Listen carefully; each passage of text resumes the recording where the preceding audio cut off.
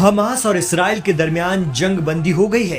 कहा जा रहा है कि इस्राएली पीएम नेतन्याहू ने मार्च 2024 में हो जाने वाले इस समझौते को जानबूझकर जनवरी 2025 तक खींचा ताकि अमेरिका में बनने जा रहे नए इक़्तिदार को खुश किया जा सके।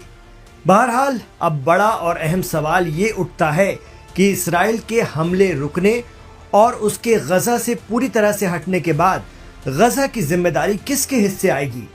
जैसा कि इस्राइल पहले ही कह चुका है कि वो हमास को तो गजा में राज करने नहीं देगा, लेकिन ये भी सच है कि हमास ने ही उसे 16 माह की लंबी जंग के बाद बातचीत की मेज पर ला दिया।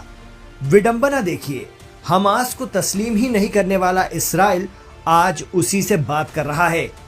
बहरहाल गजा को आगे कौन संभालेगा, तो इसके लिए कई विकल्प, कई मुतबादिल सामने आ रहे हैं। कहा जा रहा है कि इंटरनेशनल ऑब्जर्वेशन में 3 से 5 साल की समय सीमा में गजा को नए सिरे से बसाए जाने का प्लान है। अब ये जो सवाल है कि गजा पर किसका राज होगा, तो सीधे तौर पर तो इसको लेकर चीजें फिलहाल थोड़ी धुंधली हैं। अमेरिका फिलिस्तीनी अथॉरिटी को, जो अब भी वेस्ट बैंक में मौजूद है, कुछ बदलाव करके गजा का दारोमदार सौंपने की वकालत कर रहा है, लेकिन हमास इसे नहीं मानेगा।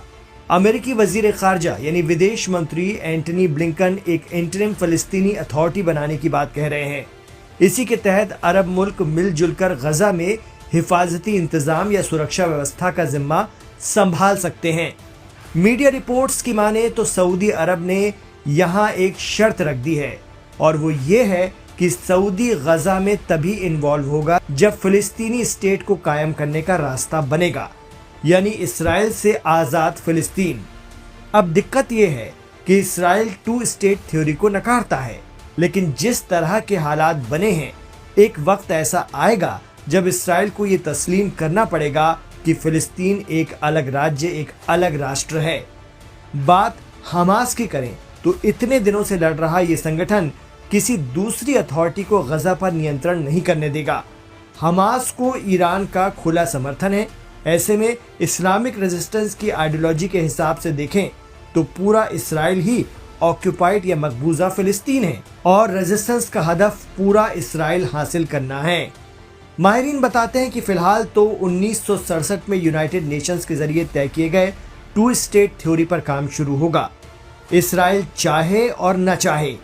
इतना ही नहीं, मिडिल ईस्ट के जानकार और असर टाइम्स के हेड शौकत भारती मानते हैं कि अब हालात वो बन गए हैं कि फिलिस्तीन का शासन फिलिस्तीनियों के हाथ में ही रहेगा, यानी हमास के, जैसा पहले से चल रहा था। ना तो इसे वेस्ट बैंक की फिलिस्तीन अथॉरिटी को कोई देने देगा, और ना ही इसराइल को ये तय करने दिया जाएगा। हाँ, अरब या दीगर मुल्कों की फोर्स गजा और इसराइल के बीच तैनात की जा सकती हैं, जिससे इसराइल बार बार मुआहदे की खिलाफ वर्जी या उल्लंघन न कर पाए।